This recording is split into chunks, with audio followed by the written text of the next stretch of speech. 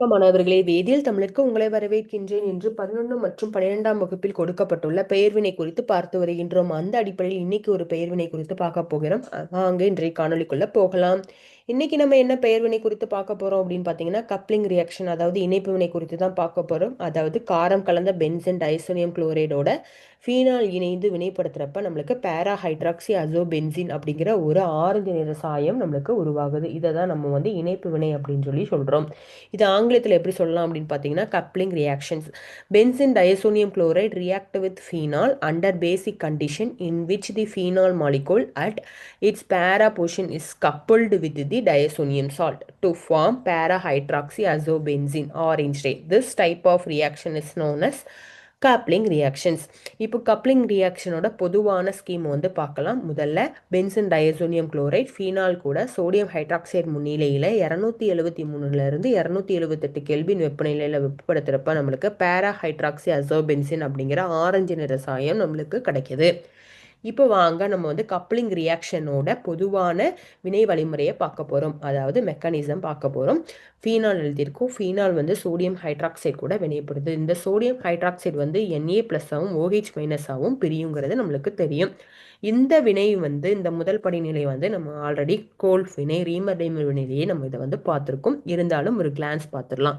இப்போ இந்த OH- இருக்கு இல்லையா, அது என்ன பண்ணுது அப்படின்னா, இந்த ஃபீனாலில் இருக்கிற இந்த ஹைட்ரஜனை வந்து எடுக்கும்போது நீர் மூலக்கூறா வெளியே பெறுது. அதன் பிறகு ஹைட்ரஜனுக்கும் ஆக்சிஜனுக்கும் இடையில பிணைப்பில் உள்ள எலக்ட்ரான்கள் வந்து ஆக்சிஜன் நோக்கி நகர்றப்ப நம்மளுக்கு ஆக்சிஜன் எதிர் அயனி உருவாகுது. அதாவது ஃபீனாக்சைடு அயனி நம்மளுக்கு உருவாகுது. நம்மளுக்கு ஆல்ரெடி தெரியும், இந்த ஃபீனாக்சைடு அயனி வந்து உடனிசை மூலமாக நிலைப்புத்தன்மை பெறுதுங்கிறது நம்மளுக்கு தெரியும். ஸோ அந்த ரெசனன்ஸ் அமைப்பை வந்து எப்படி எழுதலாம் அப்படிங்கிறத வந்து சுருக்கமாக பார்த்துடலாம். முதல்ல இந்த ஆக்சிஜன் எதிரணி வந்து இந்த எதிரணி இருக்கு இல்லையா, அது என்ன பண்ணுது அப்படின்னா வளையத்தை நோக்கி நகரும் போது இந்த பென்சின் வளையத்துக்குள்ள இருக்கிற இந்த பைப்பிணைப்பில் உள்ள எலக்ட்ரான்கள் வந்து இந்த கார்பன் நோக்கி நகரும் போது நம்மளுக்கு இந்த மாதிரியான ரெசனன்ஸ் ஸ்ட்ரக்சர் உருவாகுது. இதன் பிறகு இந்த கார்பன் எதிரணி இருக்கு இல்லையா, அதாவது இந்த எதிரணி வந்து இந்த கார்பனை நோக்கி நகரும் போது இந்த பிணைப்பில் உள்ள பைப்பிணைப்பில் உள்ள எலக்ட்ரான் வந்து இந்த கார்பனை நோக்கி நகரும் போது நம்மளுக்கு இந்த மாதிரியான ரெசனன்ஸ் அமைப்பு உருவாகுது. இப்போ நமக்கு இந்த வினையில வந்து இந்த ரெசனன்ஸ் அமைப்பு தான் வந்து நம்மளுக்கு இந்த வினையில ஈடுபட போகுது. இப்போ இந்த ரெசனன்ஸ் அமைப்பு வந்து டயசோனியம் உப்பு கூட வந்து வினைபுரியுது. எப்படி வினைபுரியுது அப்படின்னு பார்த்தீங்கன்னா, இந்த எதிரணி வந்து இந்த நைட்ரஜனை போய் தாக்கும்போது இந்த முப்பிணைப்பில் இருக்கிற இந்த பை எலக்ட்ரான்கள் வந்து நைட்ரஜனை நோக்கி நகரும்போது நம்மளுக்கு இந்த மாதிரியான ஒரு இடைப்பொருள் உருவாகுது. இப்போ இங்கே வெளியில் இருக்கிற இந்த Cl- வந்து ஹைட்ரஜனை போய் தாக்கும்போது HCl நம்மளுக்கு வெளியே போயிடுது. போனதுக்கு பின்னாடி இந்த ஹைட்ரஜனுக்கும் இந்த கார்பனுக்கும் இடையில உள்ள பிணைப்பில் உள்ள எலக்ட்ரான்கள் வந்து வளையத்தை நோக்கி நகர்றப்ப இந்த பை பிணைப்பில் உள்ள எலக்ட்ரான்கள் வந்து இந்த கார்பனை நோக்கி நகரும்போது இந்த கார்பனுக்கும் இந்த ஆக்சிஜனுக்கும் இடையில உள்ள இந்த இரட்டை பிணைப்பில் உள்ள எலக்ட்ரான்கள் என்ன பண்ணுது அப்படின்னா இந்த ஆக்சிஜன் நோக்கி நகர்றப்ப இந்த ஆக்சிஜன் எதிரயனியா நம்மளுக்கு உருவாகுது. இப்போ இந்த வெளியேறின இந்த HCl வந்து மீண்டும் இந்த வினையில ஈடுபடுறப்ப நம்மளுக்கு இந்த மாதிரியான ஒரு ப்ராடக்ட் நம்மளுக்கு கிடைக்குது. அதாவது நம்மளுக்கு என்ன ப்ராடக்ட் கிடைக்குது அப்படின்னு பார்த்தீங்கன்னா, பேரா ஹைட்ராக்சி அசோபென்சின் அப்படிங்கிற ஆரஞ்சு நிற சாயம் நம்மளுக்கு கிடைக்குது. இப்போ இங்கே என்ன நடந்திருக்கு அப்படின்னா, ஒரு பதிலீட்டு வினை தான் இங்கே வந்து நடந்திருக்கு. இப்போ இந்த பதிலீட்டு வினைக்கு என்ன பெயர் அப்படின்னு பார்த்தீங்கன்னா, எலக்ட்ரான் கவர் அரோமேட்டிக் பதிலீட்டு வினை, அதாவது எலக்ட்ரோஃபிலிக் அரோமேட்டிக் சப்ஸ்டியூஷன். இப்போ இங்கே வந்து எலக்ட்ரான் கவர் காரணியை இங்கே செயல்படுறது என்னது அப்படின்னு பார்த்தீங்கன்னா, இந்த டயசோனியம் உப்பு தான் வந்து எலக்ட்ரான் கவர் காரணியாக இங்கே செயல்படுது.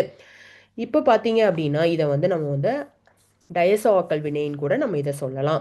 இப்போ நம்மளுக்கு வந்து இந்த வினை வந்து, அதாவது இணைப்பு வந்து ரொம்ப மிக முக்கியமான ஒரு வினை. இப்போ பார்த்தீங்க அப்படின்னா நம்ம வந்து இந்த டைசோனியம் உப்பு கூட ஃபீனால் போடுறப்ப நம்மளுக்கு என்ன கிடச்சிருக்கு அப்படின்னா, பேரா ஹைட்ராக்சி அசோபென்சின் அப்படிங்கிற ஒரு ஆரஞ்சு நிற சாயம் நம்மளுக்கு கிடச்சிருக்கு. இதில் பார்த்தீங்க அப்படின்னா இந்த டைசோனியம் உப்பு கூட அணிலில் போடுறீங்க அப்படின்னா நம்மளுக்கு வந்து மஞ்சள் நிற சாயம், அதாவது பேரா அமினோ அசோபென்சின் அப்படிங்கிற மஞ்சள் நிற சாயம் நம்மளுக்கு உருவாகுது. இதே பென்சின் டயசோனியம் குளோரைடு கூட அனிலினுக்கு பதிலாக பீட்டா நாப்தாலை நம்ம போட்டோம் அப்படின்னா நம்மளுக்கு என்ன கிடைக்கும் அப்படின்னு பார்த்தீங்கன்னா, ஃபினைல் அசோ பீட்டா நாப்தால் அப்படிங்கிற ஒரு சிவப்பு நிற சாயம் வந்து நம்மளுக்கு கிடைக்குது. இந்த சாயம் வந்து எதுக்கு பயன்படுது அப்படின்னு பார்த்தீங்கன்னா, டை இண்டஸ்ட்ரீஸில் வந்து நிறம் மூட்டியாக வந்து பயன்படுது. அது மட்டும் இல்லாமல் இந்த இணைப்பு வினை வந்து உங்களுக்கு நல்லா புரிஞ்சிருக்குன்னு சொல்லி நான் நம்புகிறேன். உங்களுக்கு வந்து நான் வந்து ஒரு பயிற்சி வினா வந்து கொடுத்துருக்கேன். ஸோ அந்த பயிற்சி வினாவை வந்து உங்களோட ஓய்வு நேரத்தில் வந்து முயற்சி செஞ்சு பார்த்துட்டு இதுக்கு என்ன பதில் அப்படிங்கிறதையும், இதில் ஏதாவது சந்தேகம் இருந்தது அப்படின்னாலும் அதையும் கமெண்ட் செக்ஷனில் பதிவு பண்ணுங்கள். உங்களுக்கு நம்ம வீடியோ பிடிச்சது அப்படின்னா நம்ம சேனலில் லைக் பண்ணுங்கள், ஷேர் பண்ணுங்கள். இந்த கான்செப்ட் குறித்து ஏதாவது சந்தேகம் இருந்தாலும் அதையும் கமெண்ட் செக்ஷனில் பதிவு பண்ணுங்கள்.